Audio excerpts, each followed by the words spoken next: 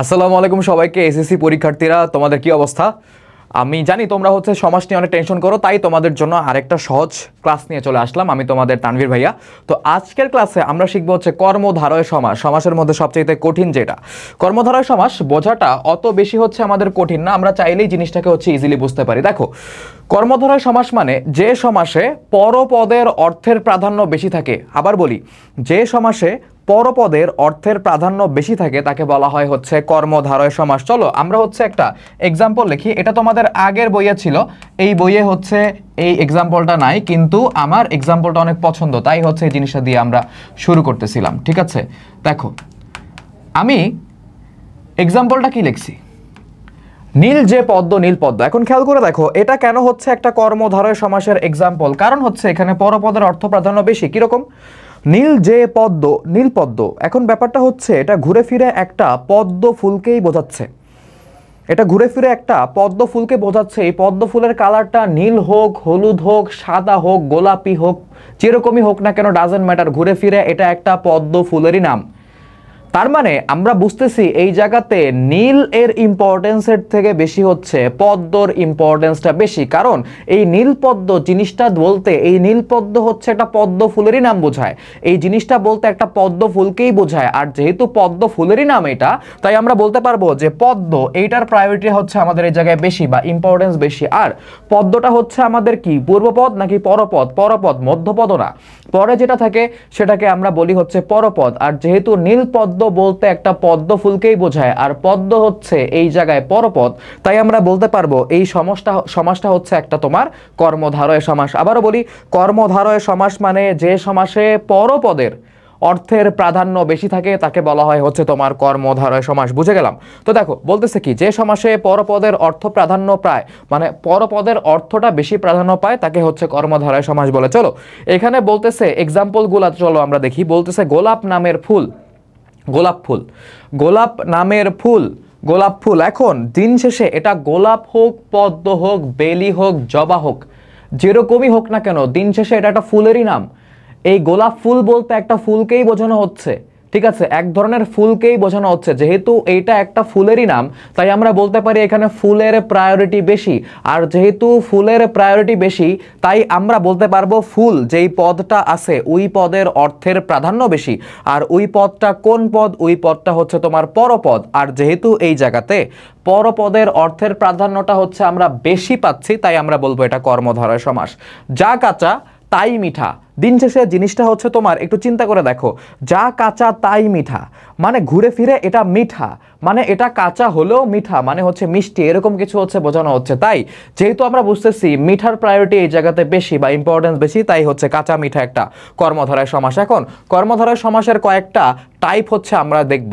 প্রথমে দেখব কিছু কর্মধারয় সমাস আছে যাদের সমসমান পদে যে যোজক, যে এক ধরনের যোজক, আর এই যোজকটা ব্যবহৃত হয়। মানে বেসিক কথা তুমি এই জায়গাতে ব্যাস বাক্যের মধ্যে যে এই জিনিসটা পাবা, মানে ব্যাস বাক্যের মধ্যে তুমি যে পাবা, খাস যে জমি, চিত যে সাঁতার, ভাজা যে বেগুন, সিদ্ধ যে আলু, কনক যে চাপা, টাক যে মাথা, চালাক যে চালাক সে চতুর, যে শান্ত সে শিষ্ট। এখন এই জিনিসটা, এই ক নাম্বারটা আমাদের জানাটা কেন খুবই ইম্পর্টেন্ট, কারণ পরীক্ষায়, বোর্ড পরীক্ষায়, স্কুলের পরীক্ষায় প্রশ্নটা কিরকম আসে জানো? আসে নিচের কোন কর্মধারয় সমাসে, এমসিকিউতে, নিচের কোন কর্মধারয় সমাসের ব্যাস বাক্যে যে যোজক ব্যবহৃত হয়েছে, নিচের কোন কর্মধারয় সমাসের ব্যাস বাক্যে যে যোজক ব্যবহার করা হয়েছে। তোমাকে এই জায়গায় এক্সাম্পল দিয়ে দিবে, 4টা অপশন থাকবে, তার মধ্যে একটা অপশন থাকবে তোমার ধরো টাক মাথা। তো তোমাকে এই তোমার যে এক্সাম্পলগুলা সমাস পারার বা সমাস ঠিকমতো অ্যান্সার করার টেকনিক আমি সবাইকেই যেটা বলি, আমাদের স্টুডেন্টদেরকে, তোমাদেরকে সবাইকেই বলি যে রিডিং পড়তে হবে ভালো মতো। রিডিং পড়লে তুমি যখন বারবার বুঝে বুঝে রিডিং পড়বা, সমাসটা তোমার আয়ত্ত হবে। কিভাবে? তোমার মনে থাকবে যে এটা কোন সমাসের উদাহরণ। ওকে, পরীক্ষার হলে আসলে আমাদের কাছে এত সময় থাকে না যে আমরা পুরা সংজ্ঞা মনে করে তারপরে এক্সাম্পলগুলো একবার মাথায় এনে একটা একটা করে চিন্তা করে ডিসাইড করব যে আচ্ছা এইটা এখন এটা কর্মধারয় না, এটা কর্মধারয় না, ক কর্মধারয় না, খ কর্মধারয় না, গ হতে পারে ঘ না, তার মানে গ রাইট অ্যান্সার। এত সময় তো নাই আমাদের, তো আর একটু এফিসিয়েন্টলি অ্যান্সার দিতে হবে। সেজন্য বলছি যে যা করার পরীক্ষার আগে তোমার বাসা থেকে করে যাও। পরীক্ষার হলে হচ্ছে অত সময় আমরা পাই না। দেখো খেয়াল করে দেখো প্রতিটার ক্ষেত্রে যে যোজক ব্যবহৃত হয়েছে। এখন এগুলা কর্মধারয় সমাস কিভাবে হলো চলো আমরা দেখি। খাস জমি, খাস জমি বলতে আসলে সরকারের মালিকানায়, মানে সরকার যে জমির মালিক সেটাকে বলা হয় হচ্ছে তোমার খাস জমি। এখন খাস জমি হোক, ভালো জমি হোক, খারাপ জমি হোক, দিন শেষে এইটাকে মানে খাস জমি বলতে কিন্তু একটা জমিকেই বোঝায়। সরকারি জমি বললেও এটা একটা জমিকেই বোঝায়, এটা একটা জায়গাকে বোঝায়, ল্যান্ডকে বোঝায়, তাই না? তো দিন শেষে আমরা বুঝতেছি যে জমির প্রায়োরিটি এই জায়গায় বেশি। জমি এই জায়গায় কোন পদ? জমি হচ্ছে এই জায়গায় পরপদ। যেহেতু জমি এখানে পরপদ এবং পরপদের অর্থের প্রাধান্য বেশি, তাই আমরা বলতে পারবো খাস জমি হচ্ছে এটা কর্মধারয় সমাস। এবং এই জায়গাতে যে যোজক আছে, যে যোজকটা আসলে ব্যাস বাক্যে থাকে, সমস্ত পদে থাকে না, ওটা লোপ পেয়ে যায়। বুঝতে পারছো? চিত যে সাঁতার, চিত সাঁতার, চিত হয়ে যে সাঁতার দেয়, ঠিক আছে? তো এখন কথা হচ্ছে যে চিত সাঁতার এক ধরনের সাঁতারের নামকেই বোঝায়, তাই না? ঘুরে ফিরে এটা একটা সাঁতারের নাম। যেহেতু এটা একটা সাঁতারের নাম, আমরা বলতে পারি এখানে পরপদের অর্থ প্রাধান্য বেশি। আর যেহেতু পরপদের অর্থ প্রাধান্য বেশি, আমরা বলতে পারবো এটা হচ্ছে একটা তোমার কর্মধারয় সমাস। দেখো এই জায়গাতে কিছু ডিফারেন্স আছে। যেমন দেখো ভাজা যে বেগুন, বেগুন ভাজা, এই এক্সাম্পল গুলাতে হচ্ছে পূর্বপদ এবং পরপদের মধ্যে একটু হচ্ছে চেঞ্জ হয়। দেখো ভাজা যে বেগুন, ভাজা বেগুন না হয়ে বেগুন ভাজা হয়েছে। সিদ্ধ যে আলু, মানে সিদ্ধ আলু না হয়ে আলু সিদ্ধ হয়েছে। এটা কোনো প্যারা নাই, জাস্ট দুইটা এক্সাম্পল হচ্ছে একটু অন্যরকম। বাদ বাকিগুলা তোমরা যদি খেয়াল করো তাহলেই বুঝবা যে পরপদের অর্থ প্রাধান্য বেশি থাকে। যেমন তোমাদেরকে যদি আমি একটা জিনিস ধরে বলে, দেখো টাক যে মাথা, টাক মাথা, টাক হোক আর চুল থাকুক। কবে জানি আমিও টাক হয়ে যায়, আল্লাহ জানে ভাই। ছেলে মানুষ হয়ে জন্মানো খুবই কঠিন। মাথার চুল থাকবে কি থাকবে না সেই চিন্তা করতে হয়। মাথার চুল থাকলে না থাকলে পরে যদি বিয়ে না হয় সেই টেনশনও করতে হয়। যাই হোক, তো সিদ্ধ যে আলু, মানে দেখো টাক যে মাথা, টাক মাথা, মাথায় চুল থাকুক বা না থাকুক, এটা একটা মাথাকেই বোঝানো হচ্ছে। মানে দিন শেষে মাথার কথাই বলা হচ্ছে, তার মানে এই জায়গায় মাথার প্রায়োরিটি বেশি, তাই এটা কর্মধারয় সমাস। দেখো পরের এক্সাম্পলটা যেটা হচ্ছে দ্বিগু কর্মধারয় সমাসের উদাহরণ। এটা খুবই সহজ। কিরকম? যে কর্মধারয় সমাসের পূর্বপদটা সংখ্যাবাচক শব্দ, মানে সংখ্যাবাচক শব্দ বলতে যেই শব্দটা দিয়ে সংখ্যা বোঝাচ্ছে, সিম্পল। আর যেই কর্মধারয় সমাসের পূর্বপদটা সংখ্যাবাচক শব্দ, সেইটাকে আমরা বলি কি? সেইটাকে আমরা বলি হচ্ছে তোমার দ্বিগু কর্মধারয় সমাস। As simple as that. যেমন খেয়াল করে দেখো ত্রিফলা, তিন ফলের সমাহার, মানে তিনটা ফল, তিন ধরনের ফল, ধরো আপেল, পেয়ারা, আম একসাথে তুমি রাখলা, এটাকে বলতে পারো হচ্ছে ত্রিফলা। তিন ফলের সমাহার, তিন ধরনের ফলকে আমি একসাথে রাখছি। তো মানে দাওয়াত খেতে গেলে যে জিনিসগুলো হচ্ছে দেখা যায়। তো তিন ফলের সমাহার ত্রিফলা। এই জায়গাতে পূর্বপদটা ত্রি বলতেও তিন বোঝায়, তিন বলতেও তিন বোঝায়। এখানে একটা কর্মধারয় সমাস আমরা দেখতে পাচ্ছি যার পূর্বপদটা হচ্ছে সংখ্যাবাচক শব্দ। আর যদি কোনো কর্মধারয় সমাসের পূর্বপদ সংখ্যাবাচক শব্দ হয়, সেটাকে আমরা কি বলতে পারি? সেটাকে আমরা বলতে পারি হচ্ছে দ্বিগু কর্মধারয় সমাস। ঠিক আছে? চার রাস্তার মিলন, চৌ মানেও চার, চার মানেও চার। তো এক জায়গায় চার ব্যবহার করছে, আরেক জায়গায় চৌ ব্যবহার করছে, এটা দেখে তোমরা আবার ঘাবড়ায় যাও না। তো চৌ বা চার, এটা হচ্ছে কি সংখ্যাবাচক শব্দ। এটা কোন পদ? শুরুতে আছে, তার মানে পূর্বপদ। এটা পূর্বপদ, এটা পরপদ, মানে এইটা হচ্ছে পূর্বপদ, এটা হচ্ছে মিলন হচ্ছে পরপদ। তো পূর্বপদ কি? সংখ্যাবাচক শব্দ, তাই এটাকে আমরা কি বলবো? দ্বিগু কর্মধারয় সমাস বলবো। এখন তোমরা বলতে পারো যে ভাই কর্মধারয় সমাস হইছে কি, মানে কিভাবে এগুলা? দেখো তিন ফলের সমাহার ত্রিফলা, দিন শেষে এগুলা ফলেরই সমাহার।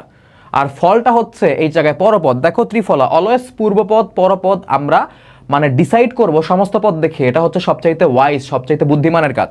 তো এই যে দেখো আমরা এখানে যদি সমস্ত পদের দিকে খেয়াল করি, দেখি পরপদ হচ্ছে ফল, আর এখানে ফলেরই সমাহার বা ফলেরই কম্বিনেশন বোঝানো হচ্ছে, তাই এখানে পরপদের অর্থ প্রাধান্য বেশি। তাই এটাকে আমরা বলতে পারি হচ্ছে কি তোমার কর্মধারয় সমাস। চৌরাস্তা মানে পরপদ কি? রাস্তা, চারটা রাস্তার মিলন, রাস্তারই মিলন বোঝানো হচ্ছে। চারটা রাস্তার মাথাকে বলা হয় হচ্ছে চৌরাস্তা।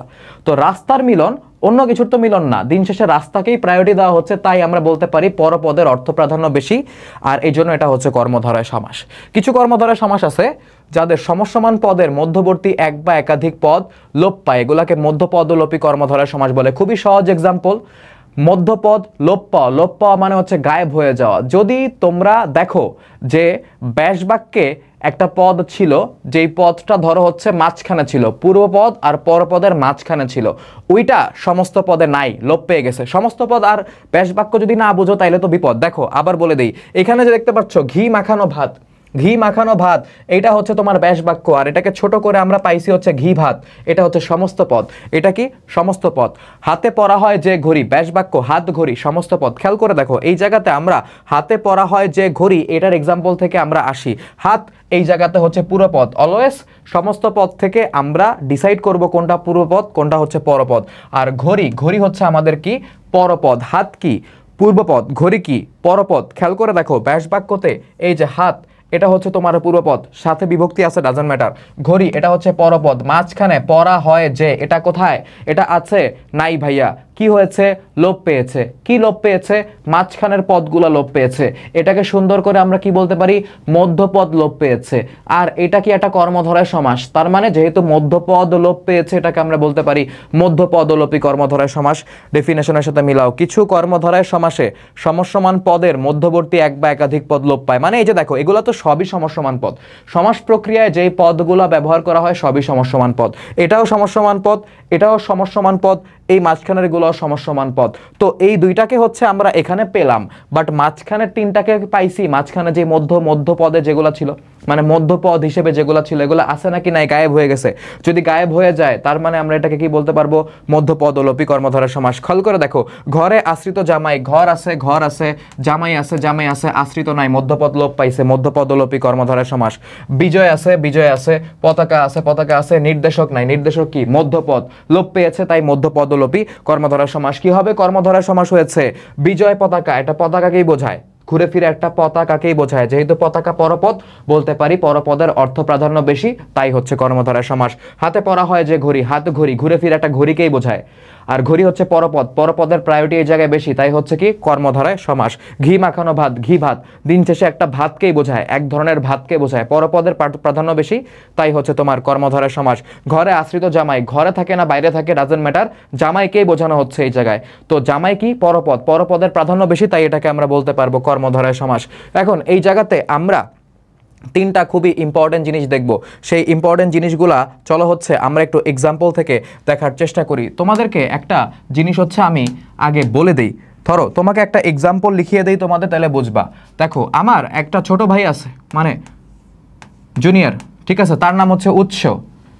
উৎস অনেক লম্বা, বুঝছো, মানে মাশাল্লাহ সে অনেক লম্বা। তো এই এক্সাম্পলটা আমি সেই 2022 থেকে ব্যবহার করে আসতেছি, এখনো করব, পরেও করব ইনশাল্লাহ, ঠিক আছে। উৎস জিরাফের মতো লম্বা, কি বলতেছি, উৎস জিরাফের মতো লম্বা। এখন এই এক্সাম্পলটা কেন লিখলাম তোমাদেরকে বোঝানোর জন্য। চলো আমরা এখান থেকে কি বুঝতে পারি দেখি। দেখো, যাকে তুলনা করব, যাকে তুলনা করব, কথাটা বুঝো, যাকে তুলনা করব সে হচ্ছে উপমেয়, ঠিক আছে, লিখে দিলাম যাকে তুলনা করব। এটা তোমরা ভুলবা না, কখনোই ভুলবা না। যাকে তুলনা করব তাকে আমরা কি বলবো, যাকে তুলনা করব তাকে আমরা বলবো হচ্ছে উপমেয়। যাকে তুলনা করব তাকে আমরা বলবো হচ্ছে উপমেয়। যার সাথে তুলনা করব, যার সাথে তুলনা করব, ঠিক আছে, যার সাথে তুলনা করব তাকে বলবো হচ্ছে আমরা উপমান। কি বলবো আমরা, উপমান বলবো। তার মানে আমরা বুঝতে পারতেছি যাকে তুলনা করব সে হচ্ছে উপমেয়, যার সাথে তুলনা করব সে হচ্ছে উপমান। এখন এই জায়গাতে আমরা কাকে তুলনা করতেছি, আমরা যদি তোমরা এক্সাম্পলটা দেখো তাহলে বুঝবা। উৎস জিরাফের মতো লম্বা, উৎসকে তুলনা করতেছি জিরাফের সাথে, উৎসকে তুলনা করতেছি জিরাফের সাথে, তার মানে কাকে তুলনা করতেছি, উৎসকে। যাকে তুলনা করব সে হচ্ছে উপমেয়, উৎস হচ্ছে উপমেয়। যার সাথে তুলনা করব, যার সাথে তুলনা করব সে হচ্ছে উপমান। আমরা জিরাফের সাথে তুলনা করতেছি, জিরাফ হচ্ছে উপমান। এছাড়াও দেখবা কি এখানে একটা গুণ বা দোষের কথা বলা হবে, কি গুণ বা হচ্ছে তোমার দোষ বা হচ্ছে বৈশিষ্ট্য। মনে করো এটা গুণ হতে পারে, ঠিক আছে, বা হচ্ছে তোমার মনে করো যে দোষ হতে পারে, ঠিক আছে, বা হচ্ছে তোমার মনে করো বৈশিষ্ট্য হতে পারে। এখানে সেটা হচ্ছে এই লম্বা, ঠিক আছে, মানে এখানে একটা বৈশিষ্ট্যের কথা বলা হয়েছে যে সে লম্বা বা খাটো, কালো, ফর্সা এরকম হতে পারে। তো এই জায়গাতে আমরা তিন ধরনের পদ দেখলাম, তিন ধরনের পদ দেখলাম। একটা হচ্ছে উপমেয়, একটা হচ্ছে উপমান, একটা হচ্ছে তোমার গুণ বা দোষ। এতটুকু বুঝলে আমাদের উপমান আর উপমিত কর্মধারয় সমাস বোঝা হয়ে গেছে। খেয়াল করে দেখো, যার সঙ্গে তুলনা করা হয় তাকে বলা হয় উপমান, আমরা জানি অলরেডি। কিছু কর্মধারয় সমাসে উপমানের সঙ্গে গুণবাচক শব্দে যে দেখছো, এই যে এখানে আমরা যে দেখলাম না যে গুণ বা দোষ বোঝায়, এই শব্দগুলোকে বলা হয় গুণবাচক শব্দ। এখানে কি বলা হচ্ছে? এখানে বলা হচ্ছে কিছু কর্মধারয় সমাসে উপমানের সঙ্গে গুণবাচক শব্দের সমাস হয়। তার মানে আমরা সূত্রটা কি লিখতে পারি? উপমানের সাথে, কার সাথে? উপমানের সাথে হচ্ছে তোমার গুণবাচক শব্দের সমাস হয়। এই জায়গাতে উপমেয়র কোনো সম্পর্ক আছে? নাই। এখন সূত্রটা আমরা বুঝলাম, চলো আমরা মিলিয়ে দেখি যে আসলে এখানে এরকম কিছু সমাস হয়েছে কিনা। আর সেটাকে আমরা কি বলবো? উপমান কর্মধারয় সমাস। খেয়াল করে দেখো, কাজলের মতো কালো। কাজলের মতো কালো কি? চোখ, চুল, কিছু একটা বলতে তো হবে, বলে তো নাই। কাজলের মতো কালো মানে কাজলের সাথে তুলনা করতেছে, যার সাথে তুলনা করি তাকে বলা হয় উপমান। তার মানে আমরা এই জায়গায় বুঝতে পারতেছি এই যে কাজল, এটা হচ্ছে আমাদের উপমান, মান লিখলাম। আর কাজলের মতো কি? কালো। কালো কি একটা বৈশিষ্ট্য না? বা মানে মনে করো যে সৌন্দর্য হইতে পারে, আমরা বৈশিষ্ট্য বুঝতে পারি, তাইলে এটাকে আমরা বলতে পারবো হচ্ছে তোমার গুণবাচক শব্দ। কি শব্দ? এটাকে বলতে পারবো গুণবাচক শব্দ। এখন খেয়াল করে দেখো, উপমান পাইছি, গুণবাচক শব্দ পাইছি, সমাস হইছে কাদের মধ্যে? কাজল কালো। কাজল হচ্ছে উপমান, কালো হচ্ছে গুণবাচক শব্দ। উপমানের সাথে গুণবাচক শব্দের সমাস হলে তাকে বলা হয় উপমান কর্মধারয় সমাস। ক্লিয়ার? শসের মতো ব্যস্ত। শস মানে হচ্ছে তোমার এই যে খরগোশ বোঝানো হচ্ছে। ধরো খরগোশ আকাশে হচ্ছে একটা চিল দেখলো, বা তোমার মনে করো যে একটা বাজ পাখি দেখলো, বা বাজ পাখি আর চিল দেখা হয়, ঈগল দেখলো, ভয় পেয়ে গেছে। ঠিক আছে? তো তখন খরগোশ কি করে? তোমার ব্যস্ত হয়ে যায়, দৌড়াদৌড়ি শুরু করে, ভয় পেয়ে যায়। তো আমরা মানুষরা এরকম মাঝে মধ্যে হচ্ছে টেনশনে হচ্ছে এরকম ব্যস্ত হয়ে যায়, আরে কি করব কি করব, 1 মিনিট আছে, 10টা এমসিকিউ বাকি, কি করব। তো এটাকে বলা হয় হচ্ছে তোমার শস্য ব্যস্ত। খেয়াল করে দেখো, শসের মতো ব্যস্ত, শসের সাথে তুলনা করতেছি, শসের সাথে তুলনা করতেছি, এই জন্য আমরা বলতে পারি শস হচ্ছে আমাদের উপমান। শস কি? শস হচ্ছে আমাদের উপমান। একটা অবস্থা বা একটা বৈশিষ্ট্য এই জায়গায় বলা হচ্ছে ব্যস্ত। এখন কাকে তুলনা করতেছি এটা কিন্তু বলা হয় নাই। যদি বলা হইতো যে শসের মতো ব্যস্ত ছেলেটি, তাহলে আমরা বলতাম, মানে বুঝতাম যে ছেলেটাকে তুলনা করা হচ্ছে শসের সাথে। এখন কার সাথে তুলনা করা হচ্ছে? শসের সাথে। কি বলা হচ্ছে? ব্যস্ত। তার মানে এই ব্যস্তটা হচ্ছে আমাদের গুণবাচক শব্দ, শস হচ্ছে আমাদের উপমান। চলো দেখি সমাস হয়েছে কাদের মধ্যে? শস ব্যস্ত। শস হচ্ছে এই জায়গায় আমাদের উপমান, ব্যস্ত হচ্ছে আমাদের গুণবাচক শব্দ। উপমানের সাথে গুণবাচক শব্দের সমাস হলে সেটাকে আমরা বলতে পারি কি? সেটাকে বলতে পারি উপমান কর্মধারয় সমাস। এই সমাসে পরপদ সাধারণত কি হয়? বিশেষণ হয়। খেয়াল করে দেখো, কালো, কালো কি? দেখতে কেমন সেটাকে বোঝাচ্ছে, বিশেষণ। ব্যস্ত, শস্য ব্যস্ত, ব্যস্ত কি? কোনো একটা জিনিসের অবস্থা বোঝাচ্ছে, যে খরগোশটার অবস্থা বোঝাচ্ছে, যে খরগোশের কন্ডিশন তখন কিরকম ছিল? খুবই মনে করো টেনশনের মানে কন্ডিশন, ব্যস্ত অবস্থায় ছিল। যেহেতু অবস্থা ব্যাখ্যা করতেছে, তাই এটাকে আমরা বলতে পারি হচ্ছে বিশেষণ। তারপর দেখো এখানে আরো কি বলা হচ্ছে? যাকে তুলনা করা হয়, আমরা বলছি যে যাকে তুলনা করতেছি সে হচ্ছে তোমার উপমেয়। দেখো, যাকে তুলনা করব উপমেয়, যার সাথে তুলনা করব উপমান। ওকে, তো এই জিনিসটা আমরা বুঝি। এখন চলো বাকিটা হচ্ছে দেখি। যাকে তুলনা করা হয় সে হচ্ছে উপমেয়, আমরা জানি। যেমন উৎস হচ্ছে উপমেয়। কিছু কর্মধারয় সমাসে উপমেয় পদের সাথে উপমান পদের হচ্ছে সমাস হয়। উপমেয় পদের সাথে হচ্ছে তোমার উপমানবাচক পদের সমাস হয়। তার মানে আমরা বুঝতেছি যে এই জায়গাতে উপমান আর হচ্ছে তোমার উপমেয়, কে? উপমান আর উপমেয়র হচ্ছে সমাস হবে। এরকম যদি হয় তাহলে সেটাকে আমরা বলতে পারি হচ্ছে উপমিত কর্মধারয় সমাস। যদি উপমান এবং উপমেয়র সমাস হয় তাহলে সেটাকে আমরা বলতে পারি হচ্ছে উপমিত কর্মধারয় সমাস। খেয়াল করে দেখো, পুরুষ সিংহের ন্যায় মানে পুরুষ সিংহের মতো। কাকে তুলনা করতেছি? পুরুষকে। কার সাথে তুলনা করতেছি? সিংহের সাথে। কোনো গুণের কথা আছে? নাই, দরকারও নাই এই জায়গাতে। পুরুষ সিংহের ন্যায় মানে পুরুষ সিংহের মতো, পুরুষকে তুলনা করতেছি। তার মানে পুরুষ হচ্ছে আমাদের উপমেয়, পুরুষ হচ্ছে আমাদের উপমেয়, আর সিংহ হচ্ছে আমাদের উপমান। সিংহ কি? আমাদের উপমান, কারণ সিংহের সাথে তুলনা করতেছি। এখন চলো দেখি সমাস হইছে কাদের মধ্যে? সিংহ পুরুষ। সিংহ কি? সিংহ হচ্ছে আমাদের উপমান। পুরুষ কি? পুরুষ হচ্ছে আমাদের উপমেয়। খেয়াল করে দেখো, উপমান এবং উপমেয়র মধ্যে যদি সমাস হয় সেটাকে আমরা বলবো হচ্ছে উপমিত কর্মধারয় সমাস। তার মানে এটা হচ্ছে একটা উপমিত কর্মধারয় সমাস। খেয়াল করে দেখো, মুখ চন্দ্রের ন্যায় মানে মুখ চাঁদের মতো, এরকম কিছু বোঝাচ্ছে। মুখ চন্দ্রের ন্যায় মানে সুন্দর মুখ। মুখের সাথে তুলনা করতেছি না মুখকে তুলনা করতেছি? আমরা মুখকে তুলনা করতেছি কার সাথে? চাঁদের সাথে। মুখকে তুলনা করতেছি মানে যাকে তুলনা করি সে হচ্ছে উপমেয়, যার সাথে তুলনা করি সে হচ্ছে উপমান। খেয়াল করে দেখো, সমাস হইছে কাদের মধ্যে? চন্দ্রমুখ। চন্দ্র কি? উপমান। আর মুখ কি? উপমেয়। উপমানের সাথে উপমেয়র যদি সমাস হয় সেটাকে আমরা বলি হচ্ছে উপমিত কর্মধারয় সমাস। খেয়াল করে দেখো এই সমাসে উভয় পদ কি হয়? বিশেষ্য হয় নরমালি। খেয়াল করে দেখো সিংহ বিশেষ্য, পুরুষ বিশেষ্য কোনো কিছুর নাম বোঝায়, পদ্ম বিশেষ্য, পদ্ম মানে কি? পদ্ম ফুল। আখি, আখি মানে চোখ, বিশেষ্য। তারপর চন্দ্রমুখ, চন্দ্র কি? চাঁদ, বিশেষ্য। মুখ কি? একটা তোমার শরীরের একটা অংশের নাম, এটাকে আমরা কি বলতে পারি? নাম যেহেতু বিশেষ্য বলতে পারি। দেখো দুই পদই আমাদের এই জায়গায় বিশেষ্য। এখন লাস্টলি আমরা যেটা দেখব সেটা হচ্ছে কি কিছু কর্মধারয় সমাসে উপমেয় পদের সাথে উপমান পদের অভেদ কল্পনা করা হয়। অভেদ মানে কি জানো? অভেদ মানে হচ্ছে এদের মধ্যে কোনো পার্থক্য নাই। অভেদ কল্পনা মানে কি? কোনো পার্থক্য নাই, মানে দুইটাই সেম। যেমন খেয়াল করে দেখো এই জায়গাতে যদি আমরা এক্সাম্পল থেকে আসি, বিষাদ রূপ সিন্ধু, তোমরা নর্মালি দেখবা যে রূপক কর্মধারয় সমাসে এই যে রূপ থাকে, রূপ, ঠিক আছে, বিষাদ রূপ সিন্ধু মানে দুইটার মধ্যে তুলনা করতেছি এবং দুইটাকে আমরা সেম মনে করতেছি। বুঝতে পারছো কি রকম? খেয়াল করে দেখো, ধরো বিষাদ সিন্ধু, বিষাদ মানে দুঃখ, সিন্ধু মানে হচ্ছে সাগর, মানে তোমার দুঃখটা সাগরের সমান। কি রকম? ধরো হচ্ছে তুমি এই এসএসসির আগে তোমার মাথায় একটা দুষ্ট বুদ্ধি আসছে, তারপরে তুমি হচ্ছে একজনের জন্য ফিদা হয়ে গেলা। ফিদা হয়ে যাওয়ার পরে তোমার মনের মধ্যে অনেক ভালোবাসা জাগ্রত হলো, এরপর তোমাকে যখন ছেড়ে দিল, বললো আমার টেস্ট পরীক্ষা আছে, এখন তোমার সাথে কোনো কথা নাই, ঠিক আছে, ভালো কলেজে চান্স পাও, তখন দেখো তোমার সাথে হচ্ছে কথা হবে। এরপর তোমার মনের মধ্যে দুঃখ আর দুঃখ, কষ্ট আর কষ্ট, হতাশা, বেদনা, যন্ত্রণা, ভালো না লাগা, ঠিক আছে, চোখের পানি নাকের পানি এক হয়ে যাচ্ছে। ওকে, তো এরকম অবস্থায় তোমার কাছে মনে হবে যে আল্লাহ আমার মনের দুঃখটা মনে হয় সাগরের সমান। তার মানে তুমি ওই মোমেন্টে তোমার মনের দুঃখ মানে তোমার বিষাদ এবং সাগর বা সিন্ধুর মধ্যে কোনো তফাৎ দেখতেছো না, তোমার কাছে মনে হচ্ছে দুইটাই সেম।